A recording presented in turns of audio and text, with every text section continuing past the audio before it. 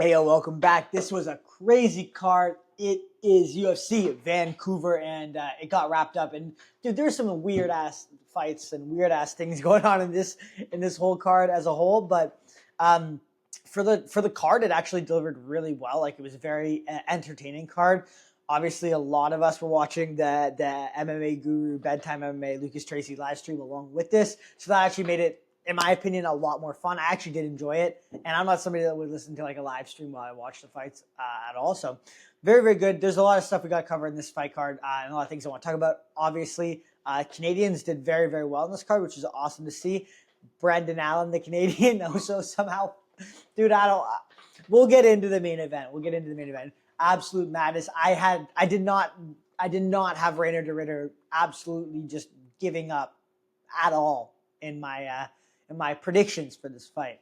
I did okay in predictions. I think it probably went like, we'll go through it, but I think I probably went like whatever, 50-50, maybe like 60-40, but I didn't do awful because I did pick a lot of Canadians because, when you're from Canada, you kind of have to, and we got a lot of underdog picks tonight. Jourdain had an insane KO, which was really, really sick to see.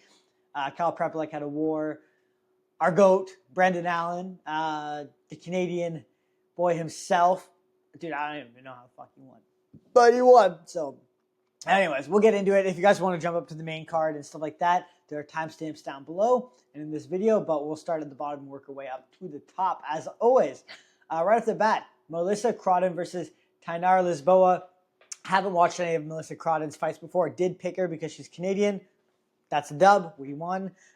She looked huge for bantamweight, like really big for bantamweight. So big, strong girl.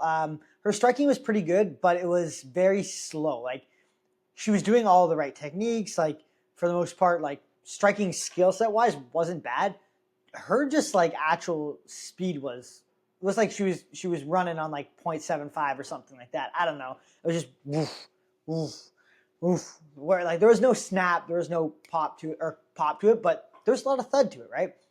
She's big for 135. So when she was landing on Tainara, even though she was landing like slow shots, and she was getting hit with some shots herself as well, it was just having like a bigger impact. And she did good, like kind of in all areas of the fight.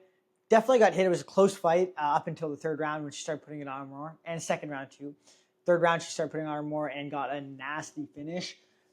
Pretty much just like, she really likes these like step through punches where you're like switching stances as you're walking the person down and then throwing. And yeah, she looked good. First fight in the UFC. She's older. Tough fight. She looked, I don't know how you pick up your, like, I know speed is something that you can improve upon, but like when you're like, are you just genetically that slow when you're throwing punches? I'm not sure. Like, I don't know.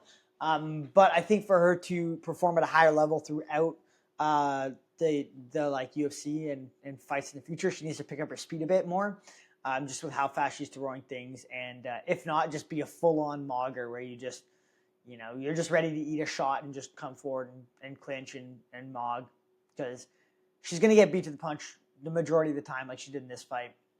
But she looked good. Great win. And yeah, great UFC debut. Getting a finish in Canada at home is awesome. And it was a nice finish. It was a nasty finish. Up next, Azamat Bakoa versus Yusuri Belguri. I got this one wrong because I picked Azamat. Yeah. I thought that his like overall MMA experience in general, I'm throwing my hands up like 6'7", his overall MMA experience in general would be enough to kind of stop Yusuri, just because Yusuri's like, he's coming from the kickboxing background. His UFC Contender Series fight was okay, but it wasn't like wow. And I just thought that maybe he could do a little bit better in the grappling and the takedowns. And he did try, like, wasn't for lack of trying. Like, he did try, but Yusuri's defense was good. And dude, he just destroyed him on the feet. First round, Azamat Bakoa, I would say, I don't know, let's see what the strikes are. It was close, but he definitely got the takedowns and kind of controlled the dominant positions, but he never really did anything with it. And then whenever it was on the feet, he was kind of getting pieced up. He was getting pieced up. He was at a huge reach disadvantage, and his striking wasn't good enough to close the distance. He was looking to land big shots, and he almost landed some big shots at a couple points, but he just got like he just got hit with too many shots, and then when he was going for the takedowns, he was just getting he was just getting elbowed. He was just getting the shit elbowed out of him. I don't know how you want to say that. I don't know if that's right, but he was getting elbowed a lot. Like it just basically Usuri's defense was just like, okay, you're gonna try to take me down. I'm gonna make sure that you don't quite have this takedown, and I'm gonna elbow you in the side of the head as much as I possibly can. And I think that's something that like a lot of people like don't actually use enough. Is those like elbows when somebody's in on a double leg. Obviously, you want to make sure that you're not actually going to get taken down, and that's the big concern. Like if you start throwing elbows instead of defending the takedown, you're going to end up on your back. But if you're like in a position where you feel pretty stable, throw 2 or 3 of them because you might cut the person open like Usuri did, and it's going to change the fight. So, yeah, he looked really, really good. He was able to defend all the takedowns in the second and third round. Yeah, as Bakov got more tired and more damaged, and then he was just fucking beating him up on the feet. So great win from Usuri, great finish as well. Yeah, he absolutely mogged him in the second and third round. But Bakov, like to be fair, he came forward and he was trying every round, and that's what you want to see. Like if you're in there to fight and you want to win, try to win in fights. So yeah. Stephanie Lucinda, why am I not remembering this fight? Oh my god. Round 3 submission. Did I watch this? Did I just black out during this fight? I honestly can't remember. I'm just gonna skip this. I don't even know why I don't remember what happened in this fight, but I'm skipping it because we can. That was so.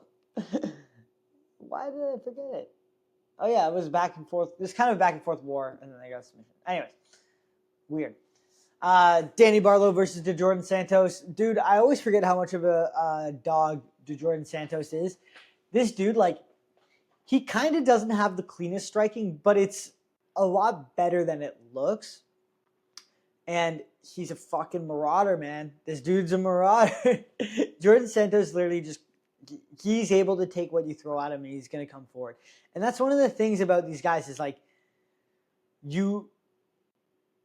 a guy like Jourdain Santos, which we'll get into later with different fighters, but he doesn't let a fight like he's giving it 100% every time. Like even if he's losing, he's still doing everything he can to give himself a chance to win, and that's how you end up winning a fight like this. Like if he let off the gas like even a little bit in this fight, he probably would have lost the decision or he would have got KO'd.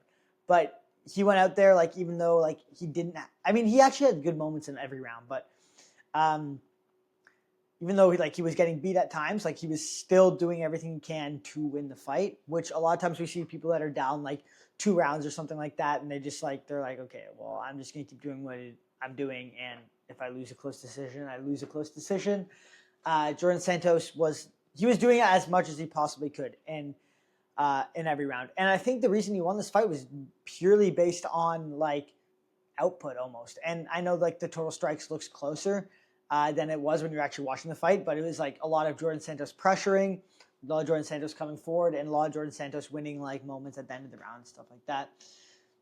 His striking, like he was catching Danny Barlow quite well. Danny Barlow's striking was definitely cleaner and a lot better at range.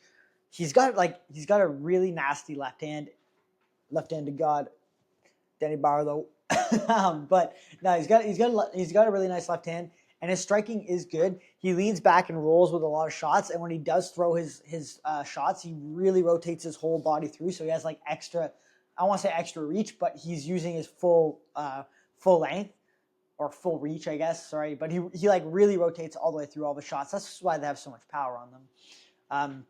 But he was getting a little bit outputted. And Jourdain Santos kind of just put a pace on him in some of the rounds, and that's what won him the fight. Like Jourdain Santos on the outside was having a bit of a hard time. Good leg kicks from Danny Barlow, good leg kicks from Jourdain Santos too. But Jourdain Santos, when he would close the distance, when he blitzed Danny Barlow, when he would counter, every time he was closing distance and coming into the pocket, he was landing good shots, and he was throwing like 3 to 4 strikes at a time. And Danny Barlow's always like leaning back, rolling with shots. And it's always like the second or third shot that Jourdain Santos would throw that would land on Danny Barlow, as he was either trying to like lean back and then counter, or lean back and just get out of the way. Really good fight. This was an awesome fight. Good win from Jourdain Santos. It was close, but I thought Jourdain Santos won it as well. And I picked Danny Barlow, so that's what I picked Stephanie Lucindo in this one, so I'm 2-2 at this point. But yeah, great win, great fight, close fight.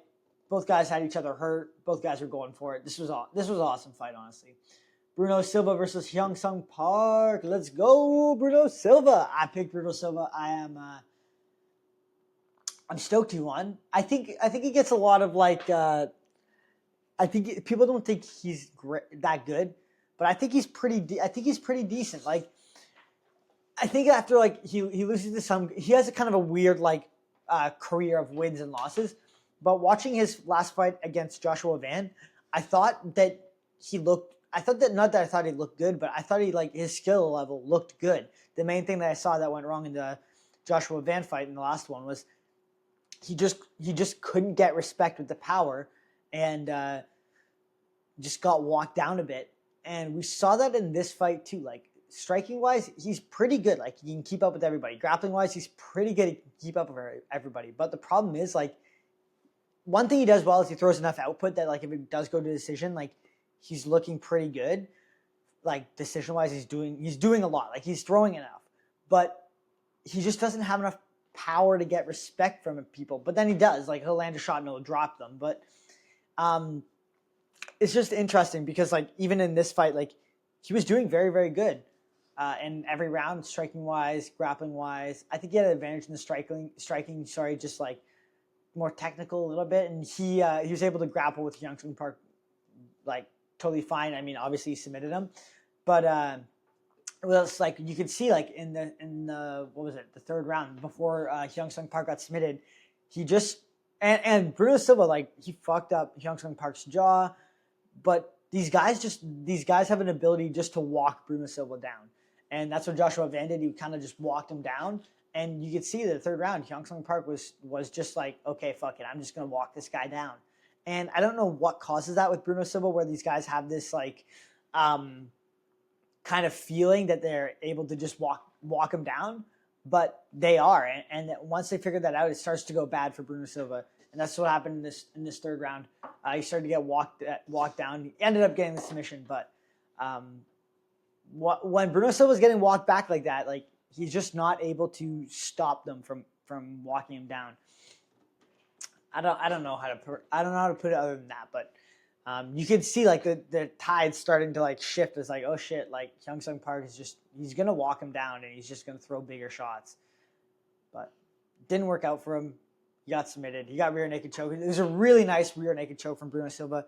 And the grappling, Bruno Silva, like Hyung Sung Park's supposed to be the grappler here and have the advantage, but Bruno Silva's really good in the grappling, and I didn't really see that coming in this fight. So, yeah, rear naked choke was nasty. It was kind of like the Hernandez rear naked choke where he literally just gets it straight on the neck, no hooks or anything, just dragging him back.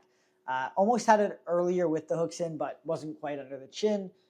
Hyung Sung Park tries to get back up, tries to scramble up, and Bruno Silva just jumps on it. His grappling is good. His grappling is really good. Great win for Bruno Silva. Is he in the rankings? Probably not, eh? Cody Gibson. Oh my God, brother. Back to the lobby. This was a tough one. I did pick Cody Gibson, so that's another L. So I guess I'm 3-3. I did not see Arichi Lang literally just flatline KOing him right away. 21 seconds into the fight. Wild. Great KO. Great win from Arichi Lang. He got performance of the night, as he should. Dude, it was beautiful. Cody Gibson just got caught throwing a kick. He threw a kick, dropped his hand about here, right hand, straight over the top of that kick, boom.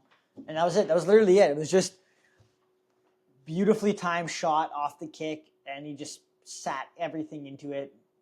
Perfect spot. Like, Cody Gibson was flatline. Like, I know he got a couple follow-up shots, but bro didn't really need them. He was out. And I feel bad for Cody Gibson because I don't think he's that bad, but he's probably going to get cut. Like, he's up there to get cut especially after a performance like that on the streak he's on. And he's not that bad of a fighter. Like, is he an amazing fighter? No, but he's not that bad of a fighter. And, I think you run that fight back 10 more times, that doesn't happen like that often. Well, definitely not that fast, but Really good KO from Ricky Lang. One of those things that just shows you, dude, like when you're throwing these low kicks, you better have your hand like I was gonna say you better have your hands up. You really should have your hands up when you're throwing low kicks. And I was gonna say like especially in closer range, but Cody Gibson threw that low kick from pretty far out, but not quite far enough out. Like if you're gonna throw a low kick with your hands like down here, you better be well, he is taller than him. I was gonna say taller than him and at a pretty long range. Um, yeah, like especially in close. Like a lot of people like will drop their hands when they're throwing low kicks, especially in close. You got to have them here. And I know it takes a little bit of the steam off of the low kick, but like a good guy, somebody that's good at countering is going to do that. And I think like one thing to note too, like, a lot of people focus on just checking a low kick, but you can and you should, and a lot more people should just fire off the low kick like that as well. Like if you're gonna eat it anyways, just fire off it. Not enough people fire off of low kicks really well, especially in MMA. Obviously Muay Thai and stuff like that. A lot of people like A, they'll check it, but B, they'll just if they get hit with the low kick, especially like Dutch kickboxers, that kind of vibe, they're just gonna take that low kick and they're gonna fire back right away with the hands. And if you get that like response timed really, or like if you get that like that natural like response or that drilled into your mind where you're firing off low kicks all the time, it's gonna do you really well, serve you really well, especially in like the UFC where like in like kickboxing people are expecting it more, but I feel like in UFC where the level of striking is a little bit less than like obviously a premier like Muay Thai league or whatever. They're not ready to be like countered off of a low kick that quickly. A lot of guys do drop their hands, and a lot of guys like will throw a low kick and then they won't bring their hands up right away. So something to keep in mind. But great KO. That was awesome. Kyle Prepolek versus Drew Dober. Bruh, this was fuck, man. This is not how I had this fight going. This was a really close fight. This was a war. Kyle Prepolek did, to be fair, I picked Drew Dober, but Kyle Prepolek did a lot better than I thought in this fight. He looked really good, and if he's having like that good of a fight with Drew Dober, he's going to do quite well against a lot of other guys like in the lower end of this division.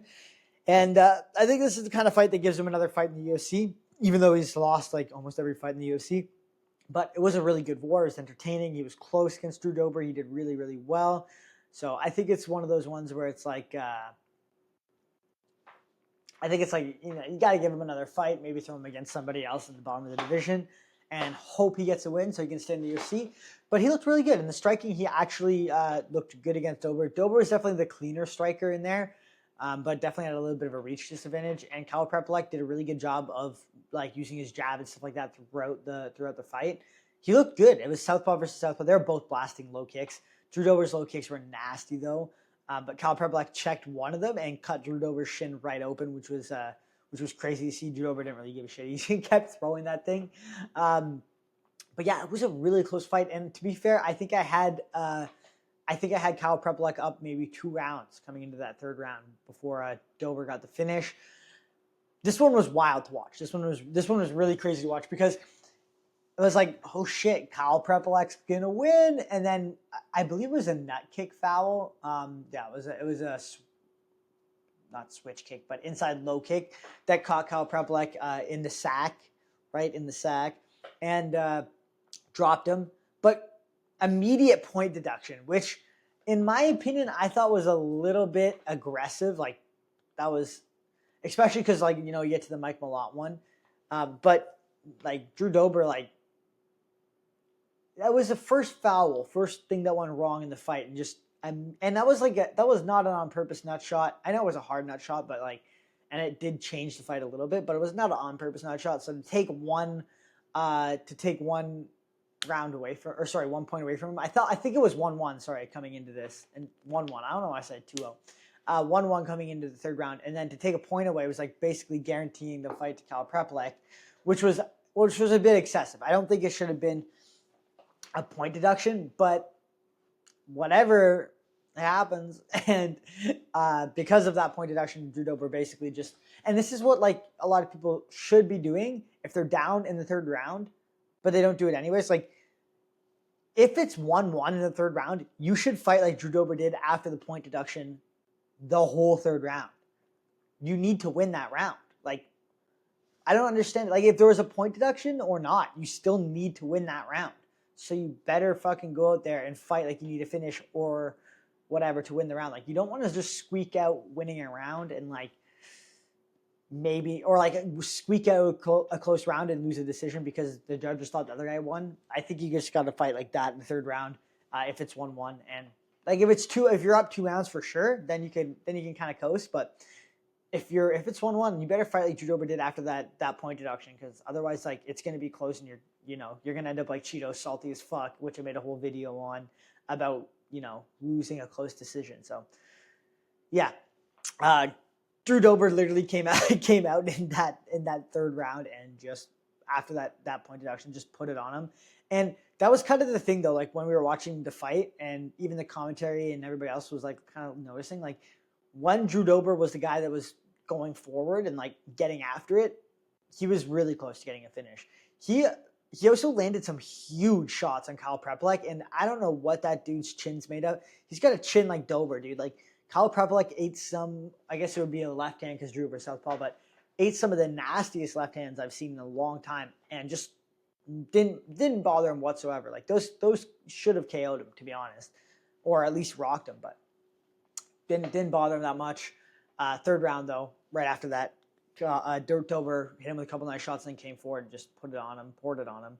And yeah, the pressure was a bit too much. Drew Dober's landing clean big shots, and then like after like 5 or 6 like big shots in a row, Kyle Prepolek went down.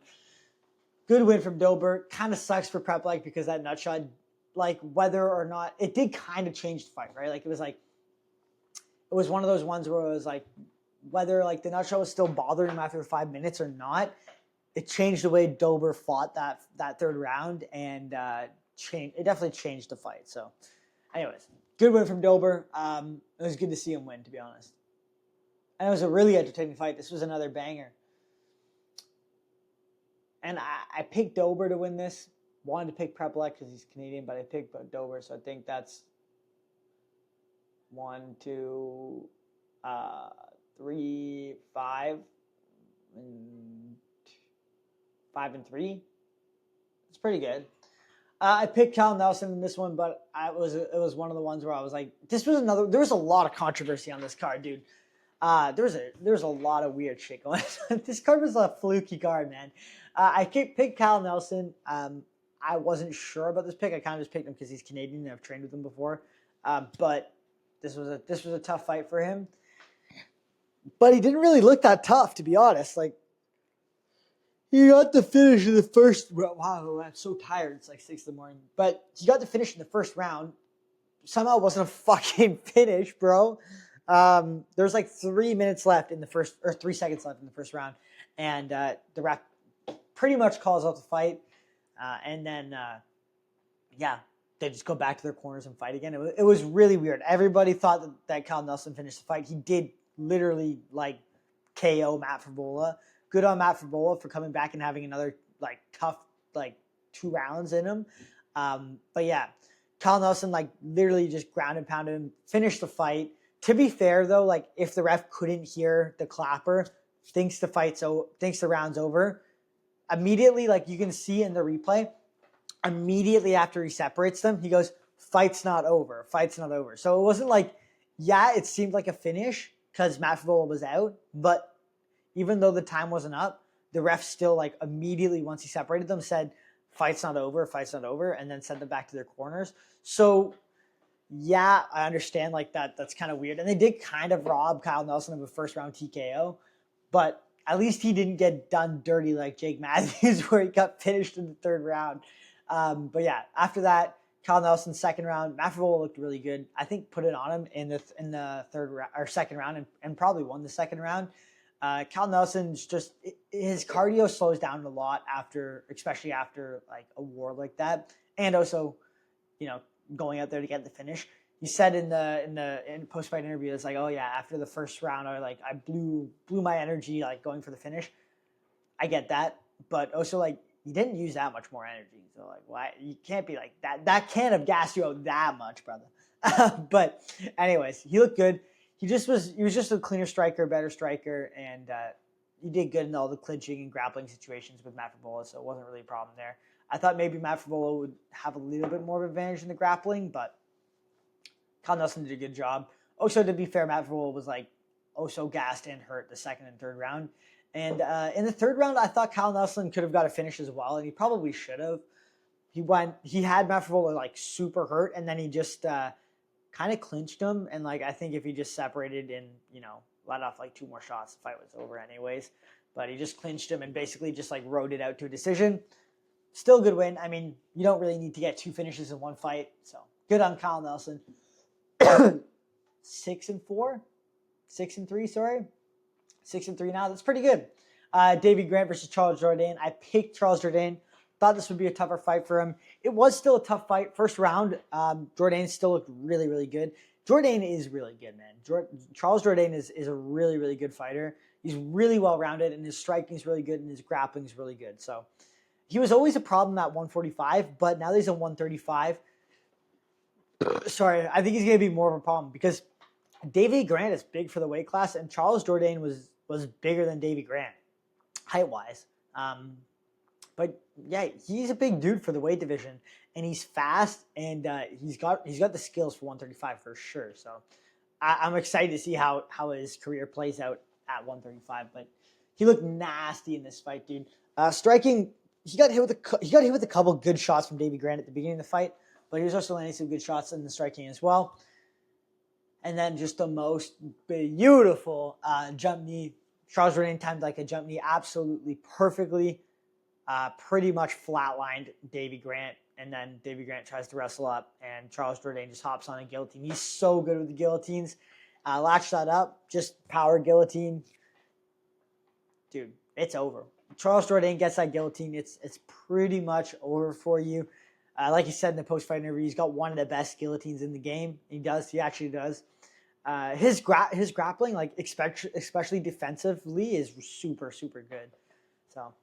And his striking is really good too. That knee was nasty. That jump knee was when you watch the replay of that jump knee, you're like, ow, fuck, that must have hurt, dude. And I feel bad for Davy Grant to get done like that, but I'm super, super stoked for Charles Jourdain. That was a beautiful win, masterclass at home, like 3 minutes in the first round, whatever it was.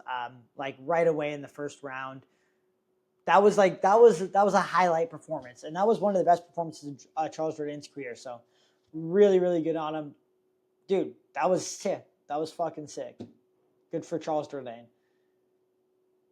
He's good, man. He's a problem. He's a problem at 135 for sure.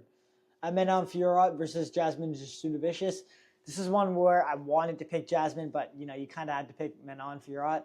I did not expect Jasmine to get done this dirty. She got done pretty dirty. She was saying like early stoppage. I don't really think it was early stoppage. She was pretty much out on her feet, and yeah, she got the shit beat out of her, to be honest. But yeah, she basically, the problem with this fight always was is Jasmine going to be able to take her down? Manon Fiorot's got really good takedown defense, and then in the striking, she doesn't really stand a chance. And yeah. Dude, Manon Fiorot hurt her really, really bad with, I think it was just a right hand over the jab, but it might have been a jab in general. I can't remember.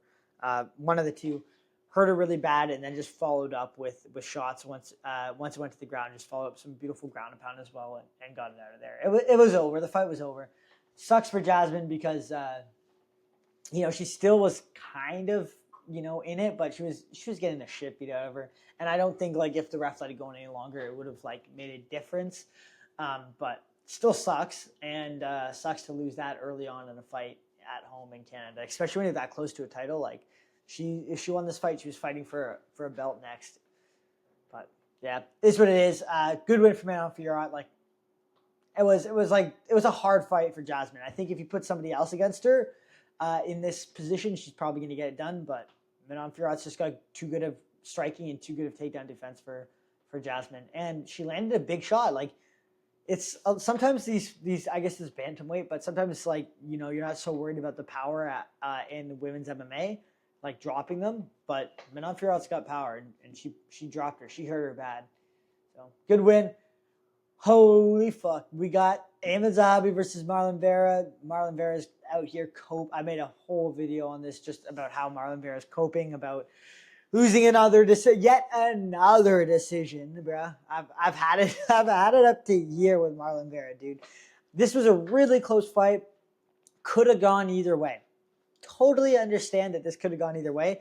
People are calling robbery. I get it. I had Aimee Zahabi winning. I thought he won the first round, just a little bit more active, and I thought he won the third round.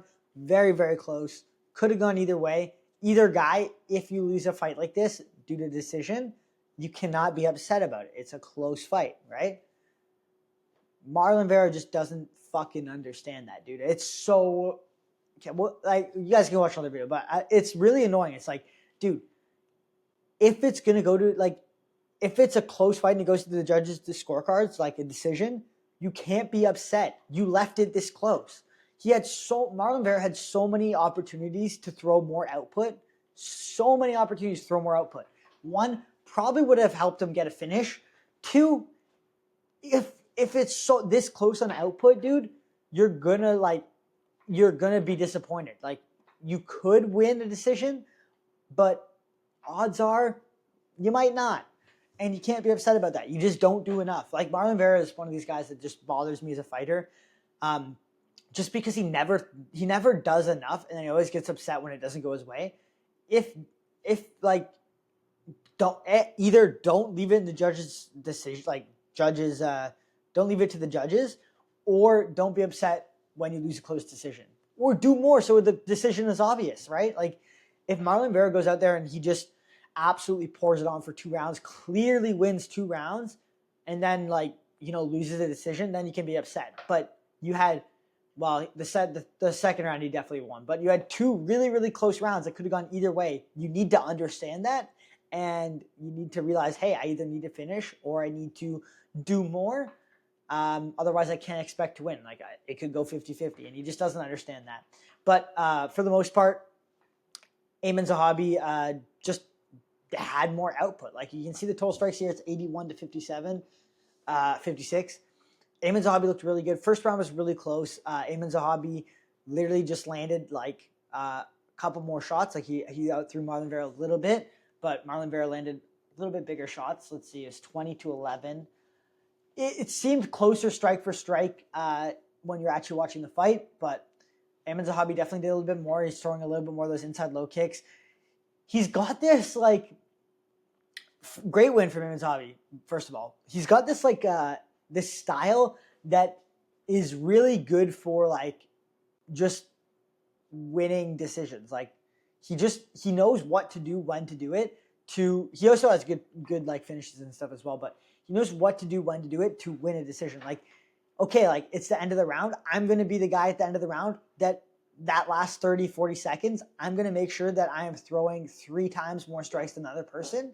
So that's going to be fresh in the judges' scorecards or in the judges' heads, right?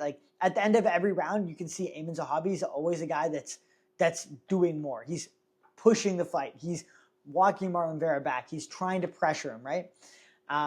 Whereas at the beginning of the rounds, maybe he does a little bit less, but it's always at the end of the rounds where he makes sure that it's obvious that he's the guy that's landing the better shots and the guy that's doing more.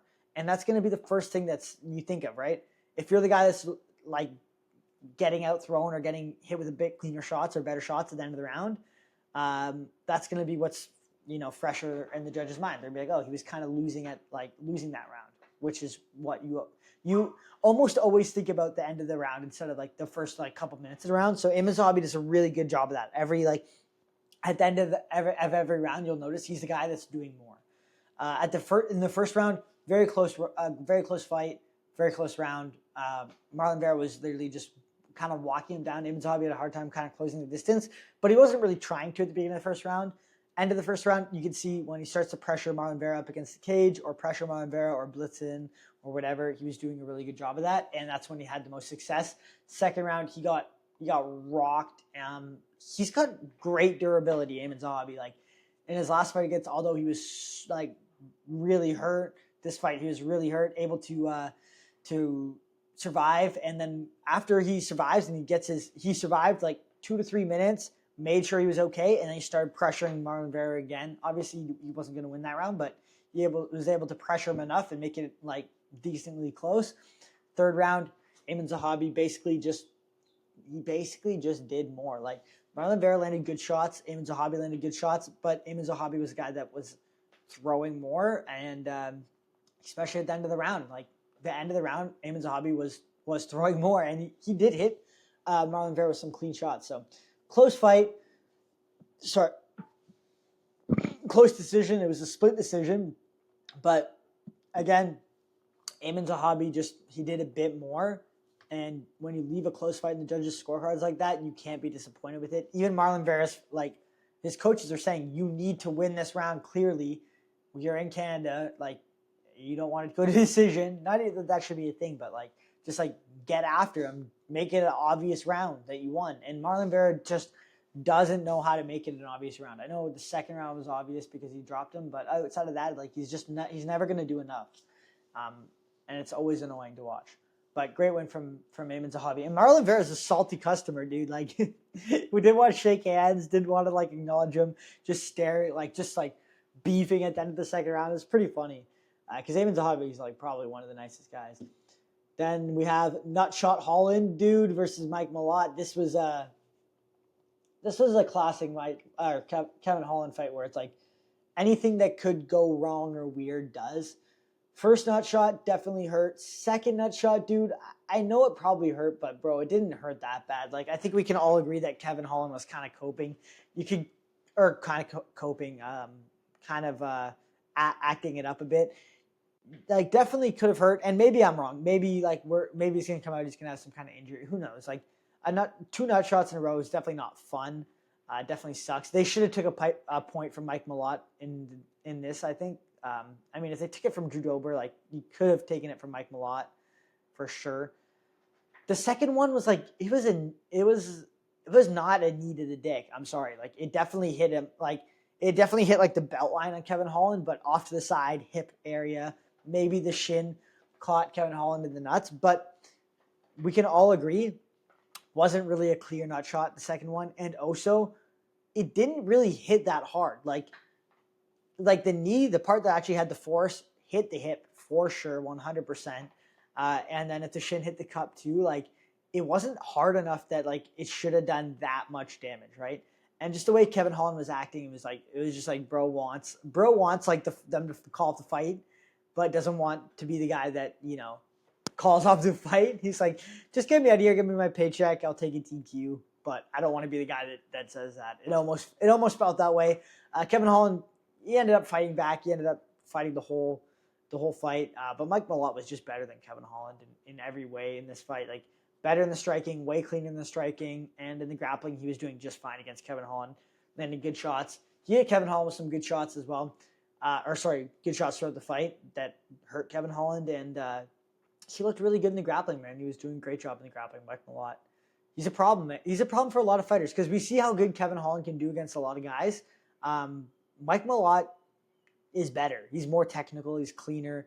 He's athletic. He's big for the division. Like, we always talk about how big Kevin Holland is for the division. Mike Malott didn't look small against Kevin Holland. He looked like almost the same height, although he looked a little bit smaller, but almost the same height, but way stronger. His striking is really good. It was really clean. The one thing that, like, you notice in the second and third round of this fight after the nut shot is Mike Malott just did not throw a lot of kicks at all. Just because, you don't want to get the point. Just because you didn't want to nut shot Kevin Holland again to get the point taken away or the fight stopped. But I think if he was able to mix it up more like he normally does with, like, low kicks, inside kicks, stuff like that, more teeps, more knees, he probably would have done a better job in the second and third round and probably would have found a finish on Kevin Holland. But it was just like, do you really want to risk throwing more kicks and stuff like that? No. You're winning anyways. You might as well just win a decision and move on to the next fight. It is what it is. But I'm excited to see what's next for Mike Malott. He should be in the rankings now, and let's get him some more fights. He looks good. His nose always gets busted up every fight, though. And then we have this motherfucker, Reina de Quitter. Dude, this was bad, bro. This was bad. I got this one wrong. I picked my lot too, so that's like what, 7-3. I got picked him as a hobby too. 8-4 maybe. I picked Rainer de Ritter, so 8-4. That's not bad. Yeah, dude, Rainer de Ritter, did not see this coming. I thought I think my video was like predicting this fight was like, oh, like Rainer de Ritter beats Brendan Allen any way he wants, easily. And I got fucking cooked. Dude, I did not see him quitting. No, what the fuck was that shit? Rainer de Ritter, like, striking-wise, I thought he had Brendan Allen beat. Grappling-wise, I was confident he had Brendan Allen beat. He's bigger, stronger, has better grappling accolades. Dude, what the fuck was that? It was so funny, too. Like, in the MMA Guru live stream with Lucas Tracy and all those guys, MMA Shea comes in right before the fight. Dude, Rainer de Ritter is going to be a problem for Hamzat because he can grapple off his back and he's going to throw up submissions. Dude, I to be fair, I would have thought the same thing. The submissions and the attempts that he was throwing off his back against Brendan Allen was not great, and Hamzat would have had no problem with it whatsoever. He really just played jiu-jitsu, but like not a good guard. Well, not that it wasn't good. It was just like he literally didn't try to get up off his back whatsoever, and he just ate a shit ton of ground and pound. First round, he looked really, really good. Rainer de Ritter came out, took him down, took the back, hooks in. Brendan Allen was in like, I guess, well, I was gonna say recovery mode, but like, fuck, why can't think of the word? He was just defending the whole round, close attempts to getting the rear naked choke, stuff like that. But yeah, that second round, third round, fourth round didn't even go 5 rounds because Rainer de Ritter literally quit, which is crazy. I did not have that in my card whatsoever. Brendan Allen said he was going to make him quit, so good on Brendan Allen. This sucks for all of us because we don't really care about watching Brendan. No offense, don't care about watching Brendan Allen fight. And Rainer de Ritter was at least an interesting character. Now he's gotten completely fraud checked, so who the fuck knows. But yeah, he took him down second round, got the back, got the hooks, and then ended up on bottom somehow and literally just stayed there the whole round. There was opportunities for Rainer de Ritter to stand back up, and he just didn't stand back up. He was just trying to look for submissions off his back, and he just got beat up in ground and pound. Third round, same thing. Fourth round, same thing. Like, his takedowns worked on Brendan Allen. Well, fourth round, Brendan Allen took him down because he was just dominating him in the grappling and figured out he could. But third round, same thing as second round. Rainer de Ritter took him down, almost had the body lock, almost had the back, ends up on bottom, whole round on bottom, eating ground and pound shots, not trying to get back up. Fourth round, same thing. I don't know how this dude gassed so hard. Like, second, third round, even first round, he could barely get up off the ground. It was just crazy. Like, you could barely stand up. Dude, and also, okay, to be fair, like, not to be fair, the opposite. Like, how do you gas up that bad, dude? Like, he just didn't go back out for the fourth round or fifth round. He just gave up. Dude, I did a jiu-jitsu match once, and it was open class or whatever, like after, because like I won my weight division. I had to go like overall. And I was fighting a dude that was easily 170, and he just like, and it was like when I was like a white belt or like blue belt, I can't remember, but we were like grappling. I was grappling so hard because my technique wasn't great, but I was just using all force. I went so hard that I literally like after the round was done, like went the whole time limit. I used so much energy. I like physical exertion, everything. I like pushed so hard that I threw up all over the mat after like the ref stood us up and like lifted the hand. I threw up on the mat in front of everybody there. That's how tired you should fucking be, Rainer de Ritter, if you're going to quit, bro. Like, don't quit unless you're literally at the point where you're on the stool, dude. Like, stand the fuck back. I don't know. Stand the fuck back up. That was really sad to see. And it's not something that we saw. I guess I didn't watch his Anatoly Malakin fight, so I don't know. Apparently that happened in one of the other fights. But that's not something I saw when he fought Whitaker. Like, he pushed a hard pace. Both of them were tired. He was tired in that fight. Didn't see any quitting him in that fight. But this fight, dude, maybe it was just demoralizing getting beat up in your area by Brendan Allen. Like, you're supposed to be good at the grappling. You're just getting mogged in it. maybe that's demoralizing, but dude, like, go back out, stand up on the feet, try to keep it standing, and see if you can't get a finish that way then, dude. But yeah, craziness. Crazy card. There was a lot of like weird things that happened in this card, judging wise, fight wise, nut shot wise. Randy Ritter quitting on the stool in the 4th round. Weird stuff. Great card. Very entertaining. I hope you guys enjoyed this breakdown. If you haven't already, like and subscribe to the channel. We are on our way to 1,000 subs, and hype this video because apparently that helps. And I'll see you in the next one. Deuces. That was a lot of rambling. I apologize. Wait, there's the stop button.